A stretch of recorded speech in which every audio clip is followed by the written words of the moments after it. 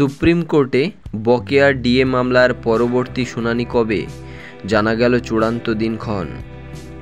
Supreme কোর্টের নির্দেশ অমান্য করায় রাজ্য সরকারের বিরুদ্ধে সরকারি অবমাননার মামলা ঠুকছে confederation of state government employees West Bengal. Supreme সময়সীমা শেষ হলেও পঞ্চম পে কমিশনের বকেয়া ডিএর 25% দেয়নি রাজ্য সরকার। উল্টে আরও 6 মাস সময় চেয়ে ফের শীর্ষ আবেদন করেছে রাজ্য সরকার, যা নিয়ে ক্ষোভ আরও বাড়ছে সরকারি কর্মীদের মধ্যে। সরকারি কর্মচারীদের সংগঠন সংগ্রামী যৌথ মঞ্চের আহ্বায়ক ভাস্কর ঘোষ সংবাদ মাধ্যমকে দেওয়া সাক্ষাৎকারে বলেন, রাজ্য সুপ্রিম কোর্টের নির্দেশ অমান্য করায় আদালত অবমাননার নোটিশ ধরানো হয়েছে। আদালতে রাজ্যের আবেদন ধোপে টিকবে না বলেও মন্তব্য করেন তিনি।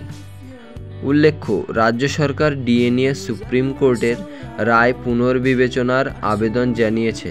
সেই আবেদনেই ডিএ সংক্রান্ত বিষয়ে সুপ্রিম নির্দেশ কার্যকর করতে আর 6 মাস সময় দরকার বলেও জানানো হয়েছে।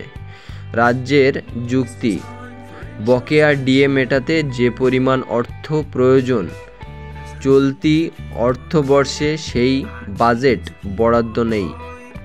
আদালতে রাজ্যের তরফে আবেদন করা হয়, যেহেতু নির্দেশ পুনর্বিবেচনার জন্য আবেদন করা হচ্ছে, সেই কারণে প্রদেয় অর্থ আদালতের কাছে জমা রাখা হোক।